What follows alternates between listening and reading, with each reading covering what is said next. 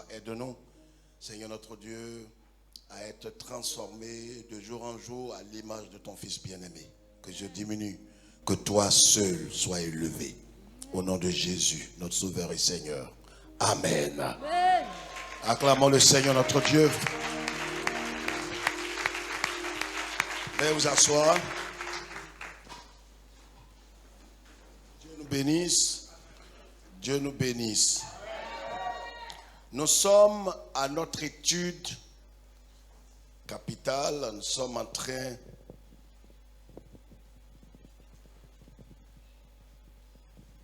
de voir de jour en jour comment le Seigneur, dans son amour et dans sa grande bonté, conformément à ses promesses, fait son œuvre au travers de nous et comment il nous façonne de jour en jour. Alléluia.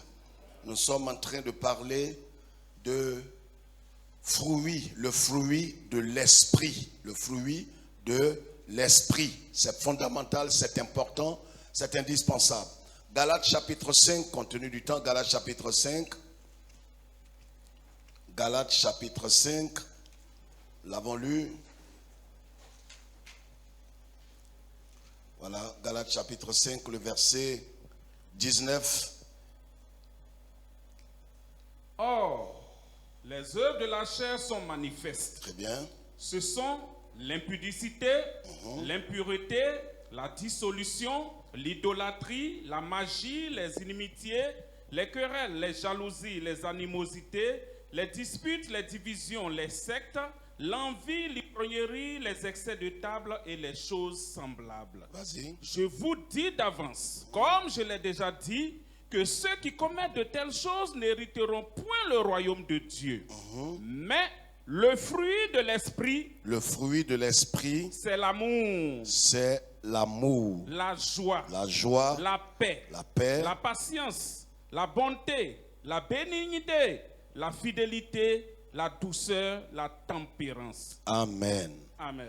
Et la Bible dit, la loi n'est pas contre ces choses. Que Dieu nous bénisse, veuillez vous asseoir. Voilà ce que nous dit le Saint-Esprit par la bouche de Saint Paul dans son épître aux Galates. Est très important. Nous avons compris que Dieu fait son œuvre en nous.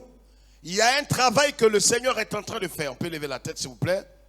Et l'apôtre Paul dit aux Galates, il y a quelque chose que nous devons comprendre, car les œuvres de la nature adamique sont manifestes malgré notre conversion.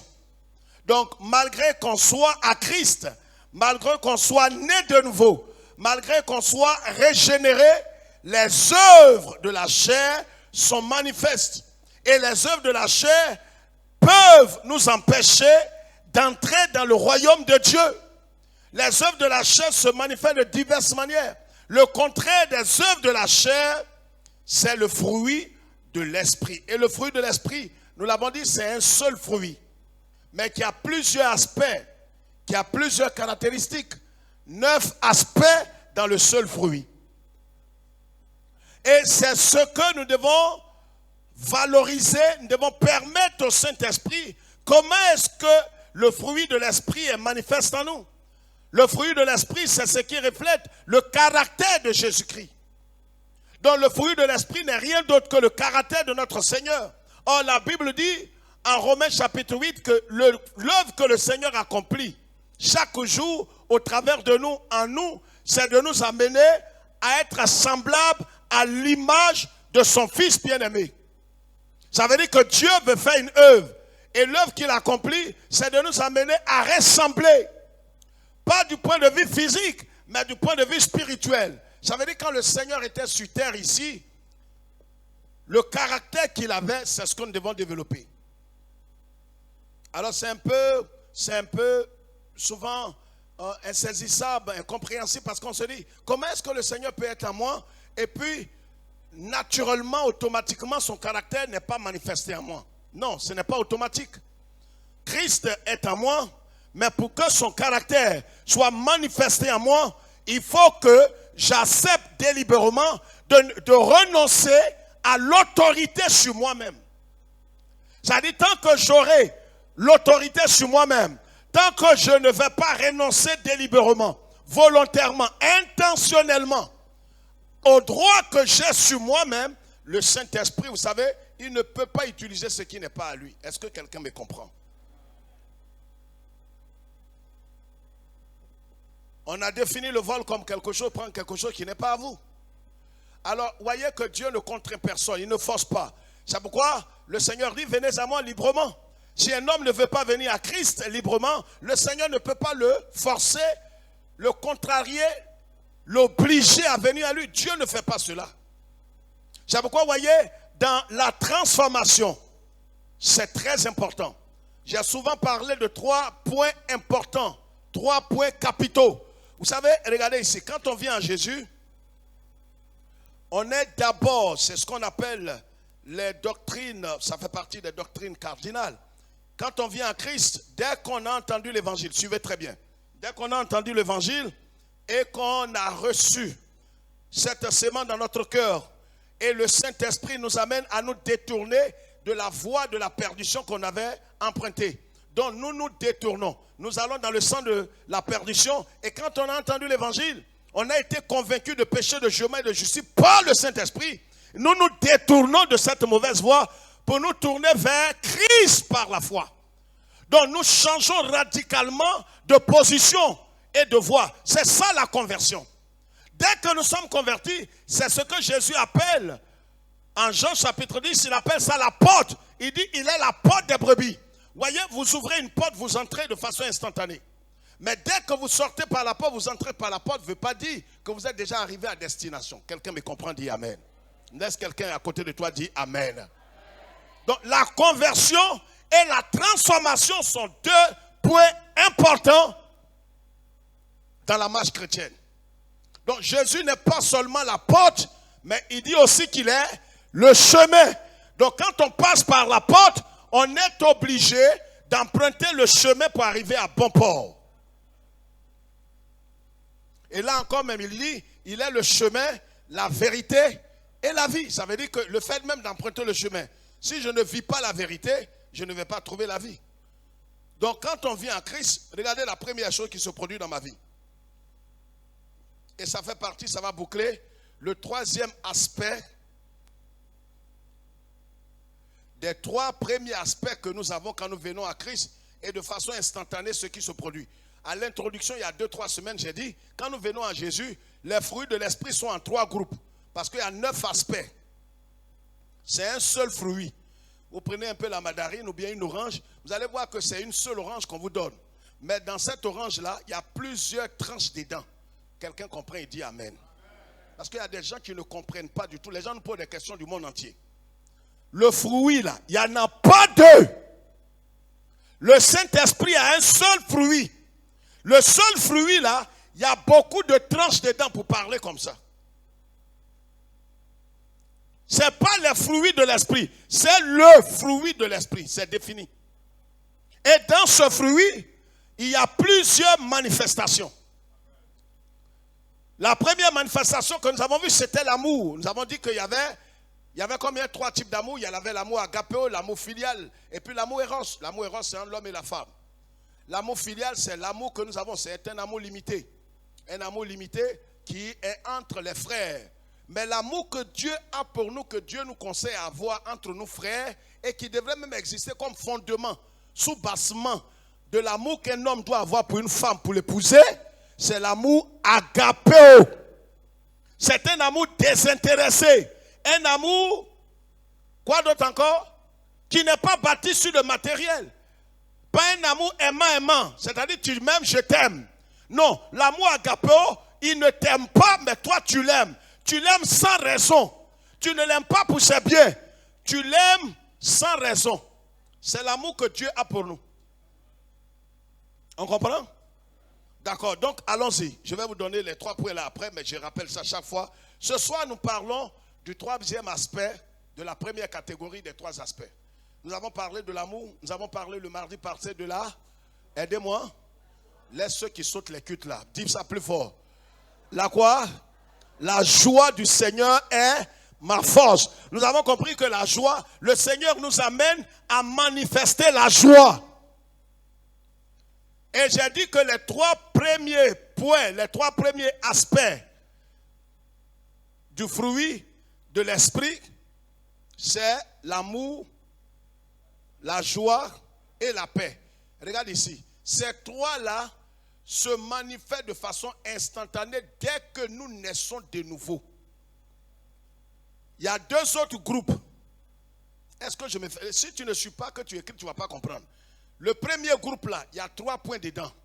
Quelqu'un a compris ça? Il y a quoi et quoi et quoi? La quoi? Quand on parle, tu peux ouvrir ta bouche pour parler aussi, toi.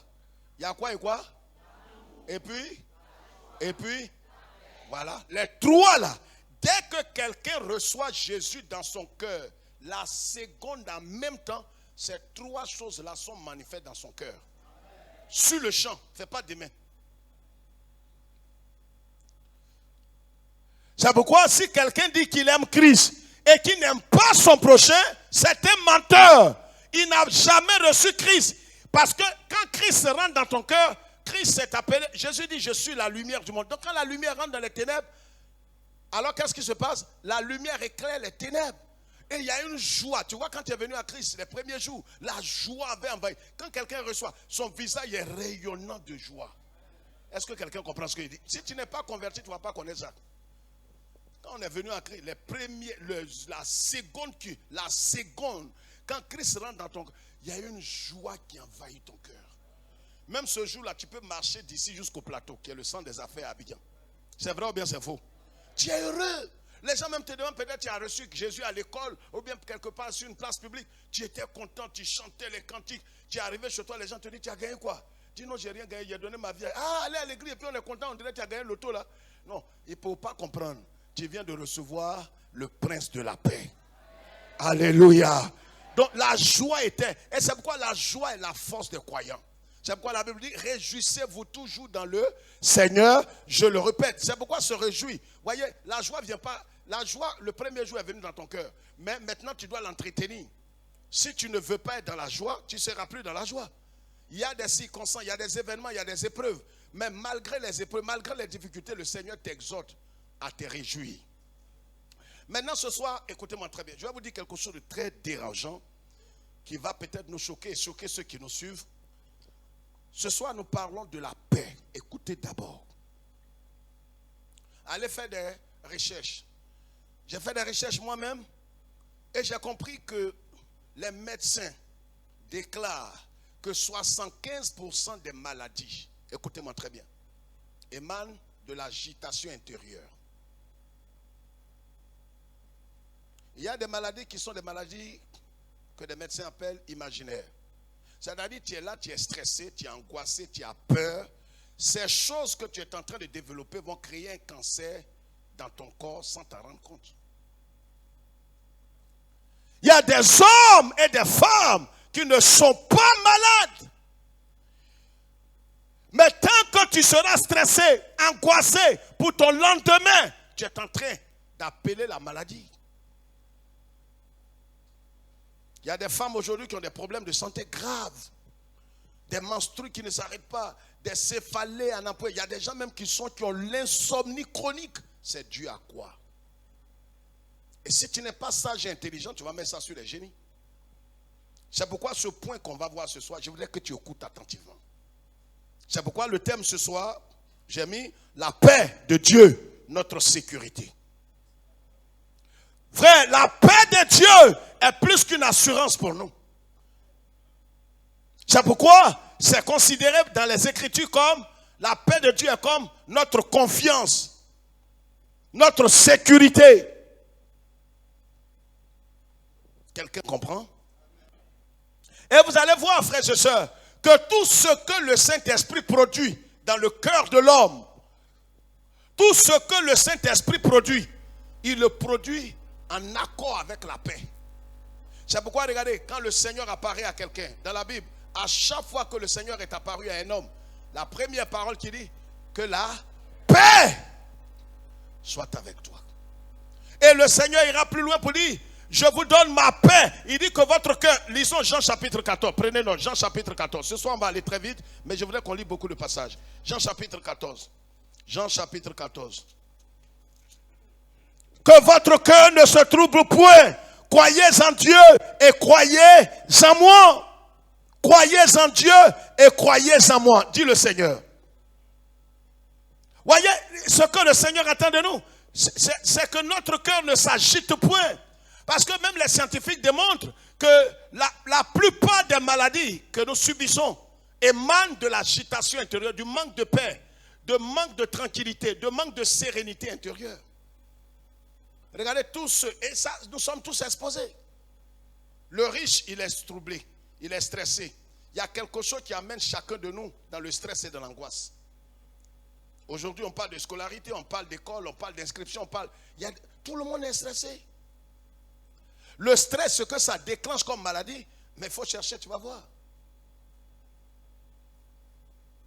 Donc, chacun de nous peut être vraiment le fossoyeur de sa propre vie. Le destructeur même de sa propre vie. Là où il n'y a pas de paix, il n'y a pas de vie. Il n'y a pas de bonheur véritable. Il n'y a pas d'épanouissement, il n'y a pas de maturité. C'est pourquoi, vous voyez, quand un pays est en pleine crise, en pleine guerre, on ne peut pas parler de développement. On dit la paix fait quoi? Précède. Là où il n'y a pas de paix, un tonton a dit que l'argent n'aime pas le. Là où il y a bruit, l'argent va loin. Il vous quitte. Parce que l'argent aime la paix. C'est pourquoi le corps de l'homme que vous voyez aime la sérénité, la paix. C'est pourquoi quand quelqu'un, tu peux ne même pas manger correctement, mais quand il y a une paix intérieure, quelqu'un te voit dire, mais comment tu en as bon point, ton visage est reluisant, et au tout étant, on ne comprend pas, il dit non, ces derniers temps, j'ai la paix du cœur. La paix. Oh frère, regardez ce qui se passe. Dès que nous venons à Jésus-Christ, le Seigneur, voilà la base. Ce n'est pas quelque chose, ce n'est pas un sentiment humain. Je vais vous expliquer ce soir. Ce n'est pas juste un sentiment humain. La paix fait partie des attributs divins. C'est un don divin. C'est pourquoi vous voyez dans Ésaïe, on peut prendre notre Ésaïe chapitre 9, on peut lire cela. Le verset 6, la Bible dit que Jésus est le prince de l'amour. Ah non, le prince de la joie. Il est le prince de...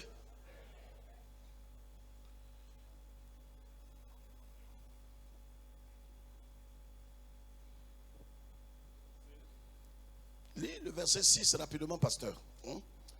Donnez à l'empire de l'accroissement. Ésaïe 9. Oui. Verset 6. Oui, vas-y. Donnez à l'empire de l'accroissement et une paix sans fin au trône de David et à son royaume. L'affermir et le soutenir par le droit et par la justice, dès maintenant et à toujours. Voilà ce que fera le zèle de l'Éternel des armées. Le zèle de l'Éternel des armées. Le verset 5 dit quoi?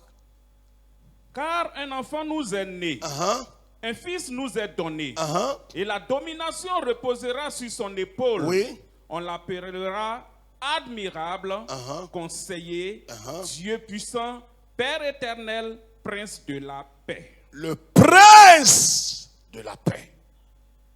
C'est pourquoi vous voyez le seul dans le ciel et sur la terre qui est habilité à donner la paix, la sérénité, l'assurance, la confiance à notre âme, à notre esprit. Ce n'est pas le pasteur, pas le pape, pas l'archevêque, pas une église, pas un ange.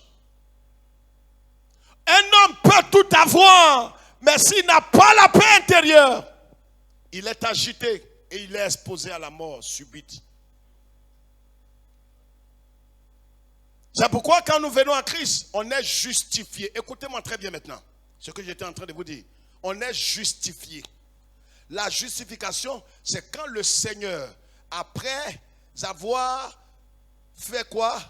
Après t'avoir accordé divinement le pardon de tes péchés parce que tu as placé ta confiance dans l'œuvre expiatoire de Christ, alors le ciel te justifie, te déclare juste. En ce moment-là, la justification annule deux choses capitales. Le châtiment et le jugement. Si quelqu'un comprend ça, il lève sa main droite.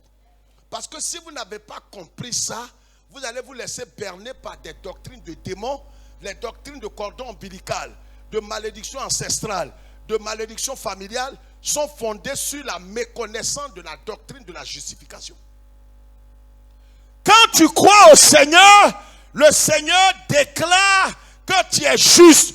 Dans toutes les condamnations, le châtiment qui nous donne la paix est tombé sur Jésus-Christ. Donc si tu es normal, je pèse mes mots, si tu es normal et ta faculté, tout est en place, que tu es un fils de Dieu, tu ne peux plus écouter cette doctrine des aventuriers. Non, si tes affaires ne marchent pas, c'est parce que tu as une malédiction ancestrale.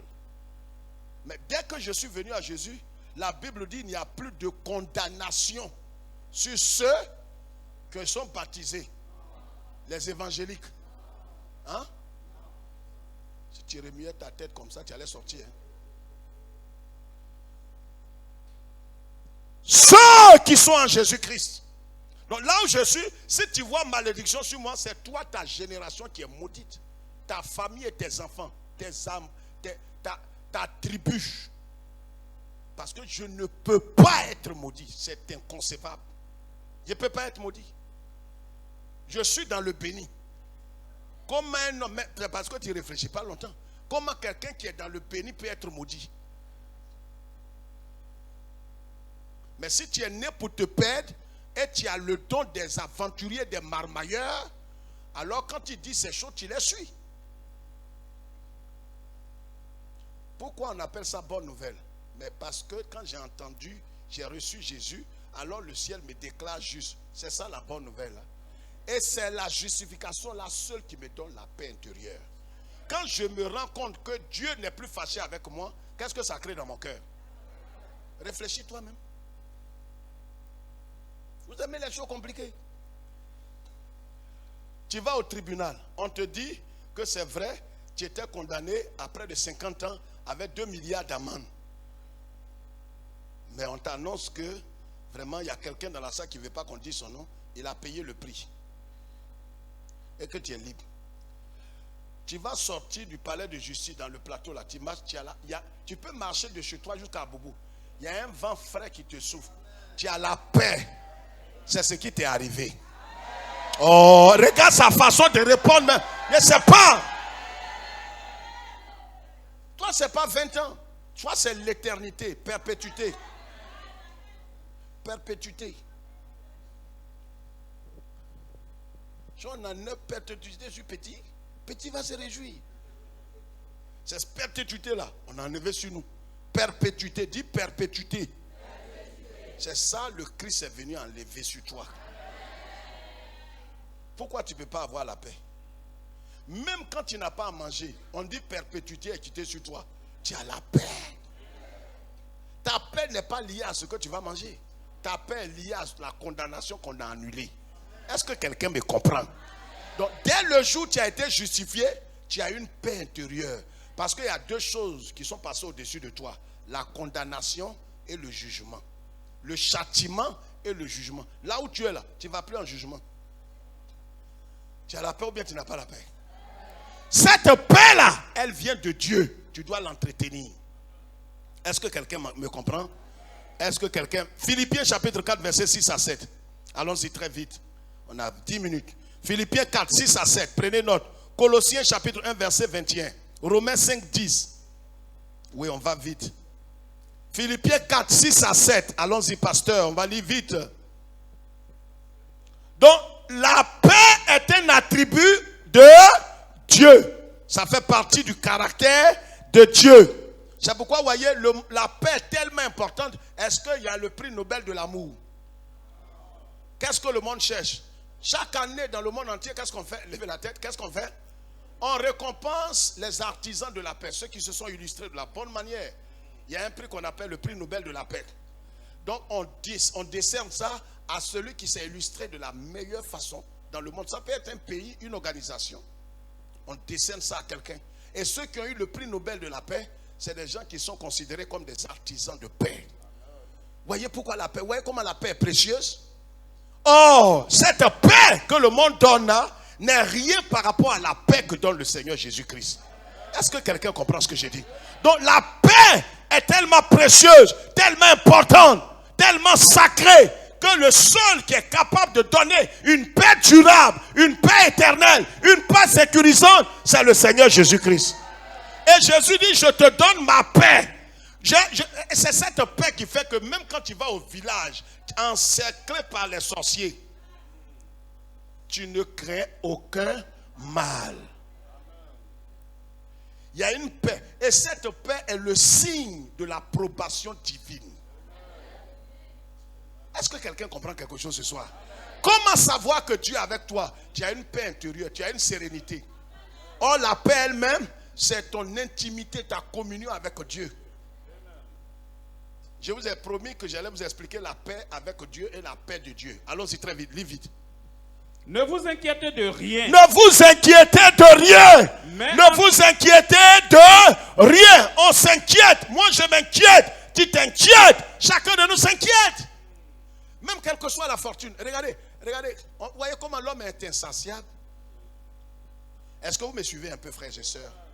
Quelqu'un peut avoir un salaire peut-être de 30 000, 35 000. Sa prière, Seigneur, si je peux seulement, Seigneur, si tu me donnes un salaire de 150 000, moi qui suis là, si je te demande quelque chose encore, coupe mon pied. Moi, je t'ai parlé à un Seigneur. Le Seigneur, même dans son amour, lui donne 200 000. Or, le problème, ce que l'être humain ne sait pas, dès qu'on te donne un salaire, tes dépenses sont plus que ton salaire. Toi qui mangeais peut-être les poissons fumés, maquereau là, tu payes ça, on appelle ça poisson missionnaire. C'est charnu, tu manges ça, toute la famille peut manger. Mais dès que ton salaire passe à 200 000, tu trouves que maquereau là même, il y a trop de graisse dedans. Tu vois? Maintenant, il aime me nourrir maintenant. Avant je mangeais, il aime me nourrir. C'est ta convoitise là qui va te créer en nuit. Dis à quelqu'un, c'est de toi, il veut parler comme ça. Lis. Il dit ne vous inquiétez de rien. Mais inquiétude là qui a envoyé. C'est toi-même, tu mets ta main là où ton argent n'est pas. Allons-y. Mais en toute chose, faites connaître vos besoins à Dieu. Au pasteur. Non. Oh, c'est à l'église. Non. Faut donner tes problèmes là à ton prophète. C'est pas ces conneries là que vous suivez sur internet. Le Dieu de mon prophète. Vous avez des bêtises. Faut donner le sujet là à l'archevêque. Hein? Non. Bon, donc laissons ça au cardinal alors. Non. Le pape évangélique. Non, ça ne me fait pas rire. Parce que c'est ça que vous aimez. Prends une offrande. Homme de Dieu, je suis venu te confier mes sujets là. Vraiment, c'est toi seul, Dieu écoute.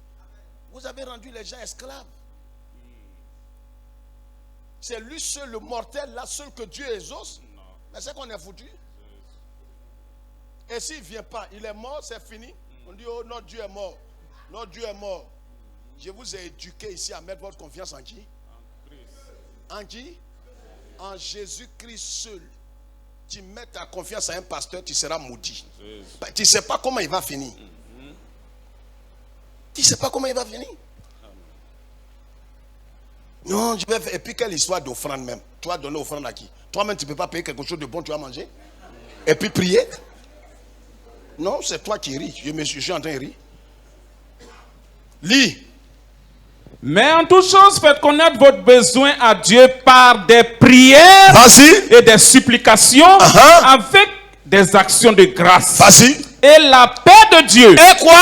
Et la paix de Dieu. Et la paix avec Dieu, la paix de Dieu. La paix de Dieu. La paix de Dieu est différente de la paix. Vous savez, regardez ici frère, regardez le doigt. Quand nous sommes venus à Jésus-Christ, Jésus-Christ nous a réconciliés avec son Père. On était en palabre. Donc, on ne se parlait pas. On ne pouvait pas avoir accès à Dieu le Père. Est-ce que quelqu'un comprend? Donc, il n'y avait pas de paix entre nous. Mais le Seigneur Jésus-Christ, par sa mort et sa résurrection, nous a réconciliés avec Dieu le Père. Donc, maintenant, nous avons la paix avec Dieu. Il n'y a plus de palabre entre nous. Mais une chose est d'avoir la paix avec Dieu et une autre chose est d'avoir la paix qui est dans le cœur de Dieu en nous. Amen. Tu peux épouser une femme, tu peux épouser un homme. Un homme peut t'épouser, mais tu peux ne pas avoir son esprit. Et ni ses pensées. Mais vous êtes ensemble. Quelqu'un comprend ce que j'ai dit? Tu peux épouser une femme et puis tu ne connais pas son ethnie, tu ne comprends pas. Ça arrive. Nous sommes réconciliés avec Dieu. Nous avons la paix avec Dieu. Entre nous là, il n'y a plus parlable. Mais pour avoir la paix, la sérénité de Dieu, c'est une autre dimension. Il faut que moi-même j'accepte délibérément aux yeux de tous de renoncer à mon honneur, à ma paix, à ma sécurité pour que la paix qui est dans Dieu là rentre en moi. Amen. Tant que je n'accepterai pas librement, volontairement, intentionnellement de rejeter moi ma paix, je n'aurai pas la paix avec Dieu. Regardez, les professeurs sont là. Tu peux avoir un problème avec un professeur et puis peut-être le directeur de l'école va t'imposer à la classe. Il t'impose au professeur. Oh, le professeur t'a fait sortir. Est-ce que quelqu'un suit ce qu'il dit? Donc tu es en classe. Il n'y a plus d'animosité apparemment entre toi et le professeur parce que tu es rentré en classe. Le problème, une fois rentré en classe, une chose est d'être en classe, une autre chose est de faire quoi? Mais c'est de ça qu'il s'agit. Le professeur là, il ne te calcule plus. Là où tu es là, ta présence est égale. Toi-même tu lèves le doigt, il te saute. Il dit personne, entends, tu as le doigt levé. Il ne veut plus de toi. Comme le directeur t'a envoyé en classe de force, c'est son autorité, il l'accepte. Mais toi-même, il ne veut plus de toi. Donc, les gens sont réconciliés avec Dieu. Il n'y a plus par exemple un eux. Mais la façon dont Dieu agit, les démons envahissent Dieu et puis Dieu est serein là. Toi, tu n'as pas ça encore. Entends, il n'y a plus parlant de vous.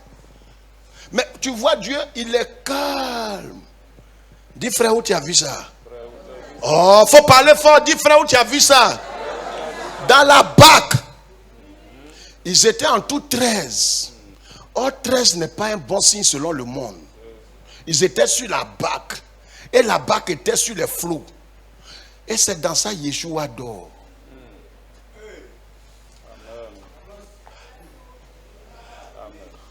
La terre est agitée, la mer est agitée, le prince de paix, il dort.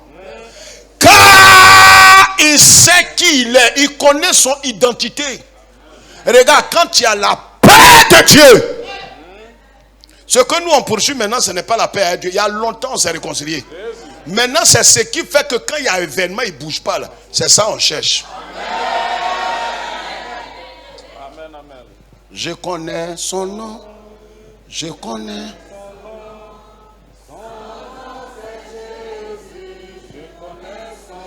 On ne nous a jamais dit le reste du chant. C'est son nom on connaît. Et ce qui est en lui là, la paix. Quelqu'un on dit à vague. Bac là est soulevé comme ça. Les pieds là dit toi tu n'es pas un homme normal. Ils l'ont tapé. Ton dréguéba là, Laurent dedans non. Pourquoi tu es comme moi-même? Ou bien c'est pas depuis tu parles de moi, tu vas mourir dans Bac ici. Mais si toi tu es venu pour mourir, nous on n'est pas venu pour mourir. Hein?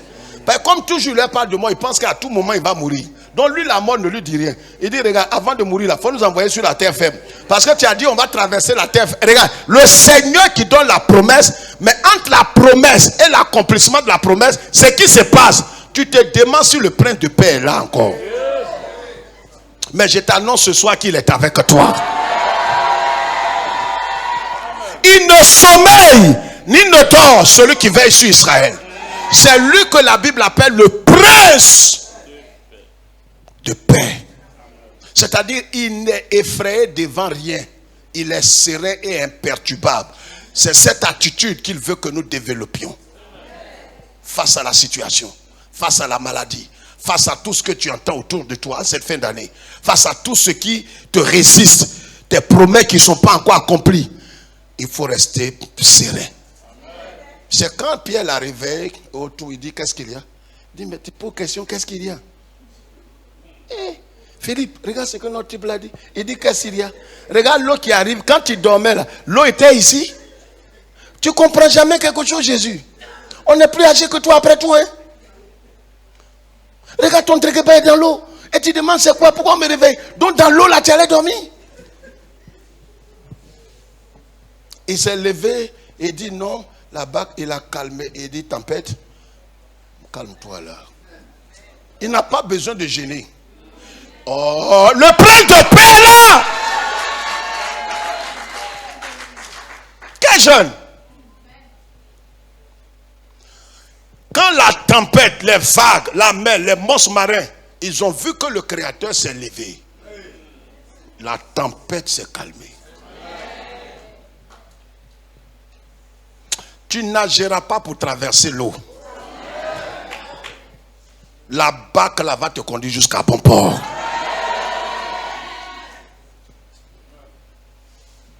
Amen. Et le quoi? Vas-y. On a 2 minutes maintenant. Oh, et la paix de Dieu. Et la paix de Dieu. Qui surpasse toute intelligence. La paix de Dieu. La paix de... Pas la paix avec Dieu. La paix avec Dieu, c'est quand on s'est réconcilié avec le Seigneur. Et le Seigneur nous a réconcilié avec son Père. Ça c'est la paix avec. Mais la paix de Dieu, ça surpasse toute intelligence. C'est pourquoi cette paix, regarde ici s'il te plaît, parce qu'on a 2 minutes. Quand cette paix envahit ton cœur, frère, ce n'est pas de façon instantanée. Quand tu permets au Saint-Esprit d'imprimer cette paix, la paix de Dieu, c'est-à-dire la paix que Dieu a là, ça rentre en toi. Autour de toi, les gens vont te trouver fou.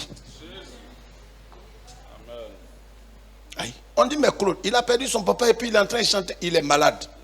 Église, alléluia, on dit, ça rend bête. Ouais, pas petit là. Son papa est couché à la morgue.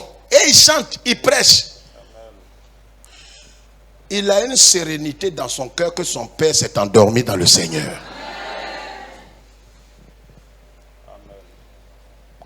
Job, il dit, mon Rédempteur se lèvera le dernier. C'est-à-dire cette paix intérieure, la paix de Dieu, là, pas la paix avec Dieu, la paix de Dieu, c'est-à-dire la paix qui est dans le corps de Dieu lui-même. Quand ça est en toi, tu deviens un peu fou, un peu tocard. Parce que là où les gens courent, tu es arrêté. On dit toi là, tu comptes sur quoi? Le prince. Prince court pas comme ça.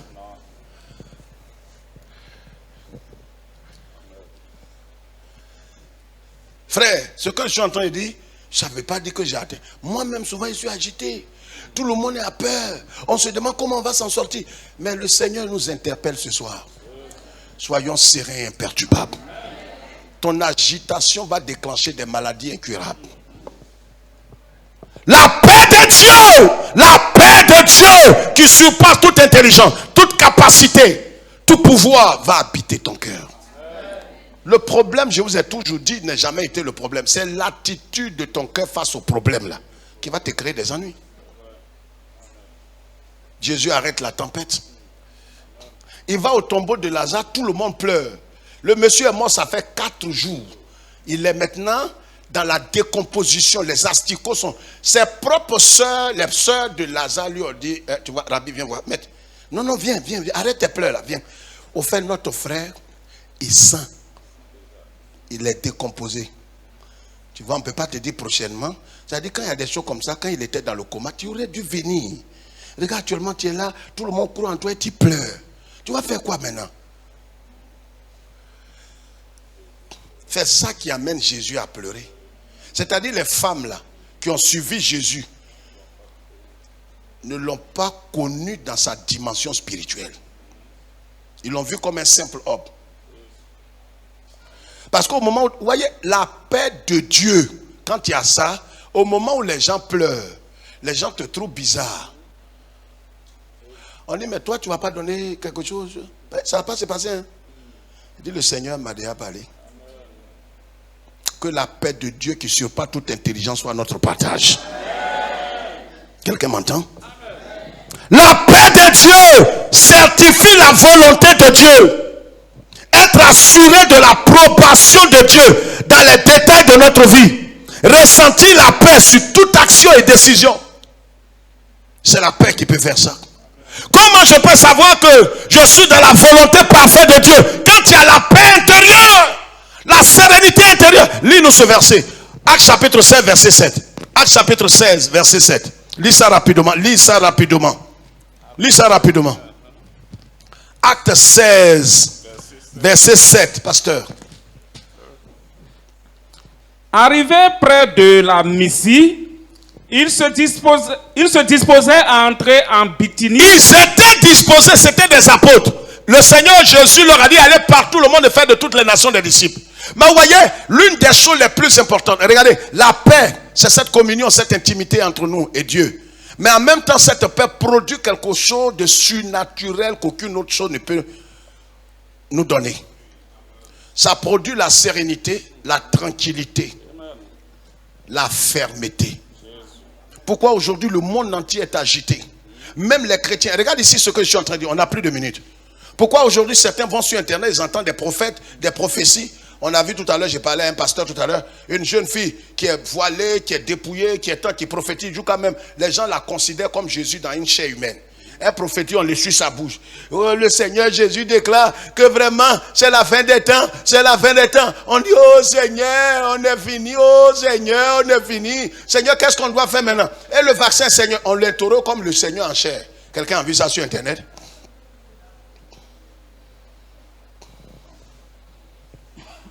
Ça prend le monde entier actuellement. Toute l'Afrique de l'Ouest est atteinte par ça, ce message.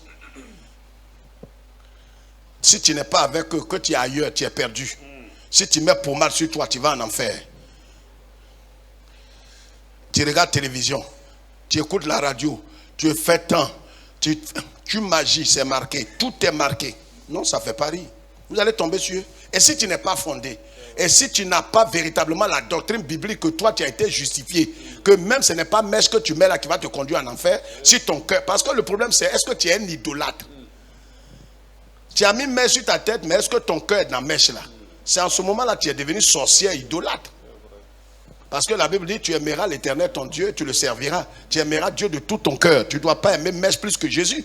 Mèche là, si c'est ça, c'est ça. Si c'est pas ça, c'est pas ça. Mais ton cœur n'est pas dedans. Mais dès l'instant où ton cœur est dedans, là c'est ton Dieu. À cause de mèche, tu ne vas pas aller au ciel. Mais si tu entends, pommade, beurre de karité, mets sur ta peau pour nettoyer tes pores là. Ça c'est un problème encore. Et mais si tu n'es pas affermi, que tu es tombé sur ça, ta peau, toi-même tu es plus noir que moi. Ta peau là va sentir. Et le frère qui voulait de toi là, tu as dit les sorciers l'ont attaqué. Non, c'est une bonne décision, le frère a pris. Il ne veut pas aller se suicider à être l'odeur qui est sur toi. C'est suicidaire. Lis, on va partir. 16, 7. Mais l'esprit de Jésus ne leur permit pas. L'esprit de Jésus, il n'avait pas la paix. Regardez ici. Donc, la paix de Dieu, qui est le caractère de Christ, fait quoi? Ça nous donne quoi? L'approbation divine. Comment dans toute situation je peux savoir quelle décision prendre? C'est acte combien? 16, verset 7. Voilà. Quelle action poser, quelle décision prendre? Le Saint-Esprit va te conduire. Et le signe par lequel le Saint-Esprit va te conduire dans la décision, l'action et le choix à opérer, même dans le choix d'un mariage, de temps, d'un boulot, d'un voyage, est-ce que tu as une paix intérieure? Tu n'as pas cette paix. Tu veux prendre quelqu'un pour aller travailler, tu es troublé. Il y a comme un trouble dans ton cœur. Il faut laisser le monsieur là. Tu dis non frère, viens on va travailler. Dès qu'il arrive net, la paix te quitte. Laisse-le partir. Là où vous n'avez pas de paix, si vous insistez, vous allez être déshonoré. Quand les apôtres, Jésus qui leur a dit aller partout, quand ils n'avaient plus de paix, ils voulaient rentrer dans la ville pour aller évangéliser, ils n'avaient pas de paix. Et l'Esprit est venu leur dire, mais depuis vous êtes agités à l'intérieur de vous, c'est pour vous dire, c'est le signe que vous ne devez pas rentrer là. Mais si c'était un charnel, il va dire, mais le Seigneur a dit de rentrer partout. Le Seigneur dit d'entrer partout. Le Seigneur peut te dire d'aller au plateau. Et pendant que tu es en train de partir, le même esprit te dit, retourne-toi. Il ne faut pas dire non. Ce n'est pas l'esprit de Dieu. L'esprit ne peut pas me dire de prendre la soeur là pour mariage. Et puis un coup comme ça, il refuse. Il n'y a pas la paix là. La paix, tu vas revenir. Il te commande, hein. C'est ton suicide là qui vient dans tes yeux. c'est ton suicide. Est-ce que quelqu'un comprend ce que je suis en train de dire ce matin? La paix est plus que tout. Est-ce que vous pouvez écrire ces choses en moins d'une minute? Romains chapitre 4 verset 17. Je vous ai dit que les activités de l'esprit, dans la production du fruit de l'esprit, tout est conjugué avec la paix. Tout est fait avec la paix. Le Saint-Esprit ne fait rien dans le cœur de quelqu'un en dehors de la paix. Romains chapitre 4 verset 17. La paix et la justice. Ésaïe 26 verset 3. La confiance et la paix. Tout ce que le Saint-Esprit fait dans le cœur de quelqu'un, il ne le fait pas en dehors de la paix. Troisièmement, Romains 8 6. La vie et la paix. 1 Thessaloniciens 5 23. La sainteté et la paix. 2 Corinthiens 13 verset 11. L'amour et la paix. Apocalypse chapitre 1 verset 4. La grâce et la paix. Regarde, partout où la grâce, la vie, l'amour, la confiance, la justice est, la paix est là. C'est l'autre face. C'est comme une monnaie à deux facettes. Il est 19h. Cette sérénité doit habiter notre cœur. Cette tranquillité intérieure. Regarde, physiquement, tu vas être épargné de beaucoup de maladies. Peut-être une maladie cardiaque. Peut-être la tension artérielle. Aujourd'hui, on voit la tension. On voit quelqu'un, on dit, tu manges trop de sel. Non, il ne mange pas trop de sel. Bon, on dirait, tu manges trop de sel. Il ne mange pas trop de sel. Mais pourquoi? Je ne sais pas. Ma nuque chauffe. Ma nuque chauffe. Je suis là comme ça, j'ai vertige. J'ai vertige, je ne sais pas. Ton cœur là, tu penses à quoi? Oh, si c'est ça, il y a trop d'ennui. Mais c'est ça qui va te tuer. Comme tu es fatigué, tu vas aller chez Dieu. Ce soir, vidons nos cœurs. Même le ressentiment, quand je parle ici, le ressentiment. Pourquoi l'œuvre de la croix est la voie idoine, non seulement pour notre salut, mais pour notre affermissement. Regarde, quelqu'un t'a frustré, t'a déshonoré, tu as raison sur la personne, mais c'est toi qui dois faire le premier pas à lui demander pardon. Pourquoi? Pas parce que tu es impérieux, mais parce que tu as la vie éternelle. Parce que tu veux garder la paix de Dieu. Vous savez, dès qu'il y a un problème entre toi et quelqu'un, la paix quitte ton cœur. Mais pour que cette paix soit restaurée, il faut faire le premier le pas.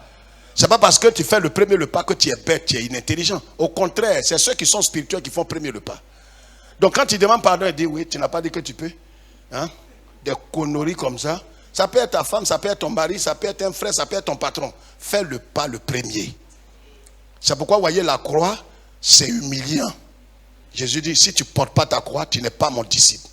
Tu as raison, mais c'est toi qui demandes pardon. C'est ça, porter sa croix. Et quand tu le fais, la paix est restaurée dans ton cœur. Et quand la paix est restaurée, tu as l'assurance de tout. Tu as la tranquillité. Que Dieu nous bénisse. Ah. J'ai dit que Dieu nous bénisse. Est-ce qu'on a compris quelque chose ce soir? La paix est plus précieuse que tout. Plus précieuse que tout. Comment je peux savoir que je suis toujours dans la voie du Seigneur? C'est par quoi? La paix. Si ton cœur est agité, tu n'es pas tranquille à l'intérieur de toi, c'est qu'il y a quelque chose qui est rentré en toi. C'est que tu as posé un acte qui a déshonoré Dieu et Dieu a enlevé. Le signe par lequel tu peux savoir que Dieu n'est pas content de toi, c'est que tu n'as plus la paix intérieure. Si tu apprends ça, tu vas vite te repentir quand tu dois te repentir. Laisse-nous aller dans ta paix, Seigneur. Au nom de Jésus. Amen.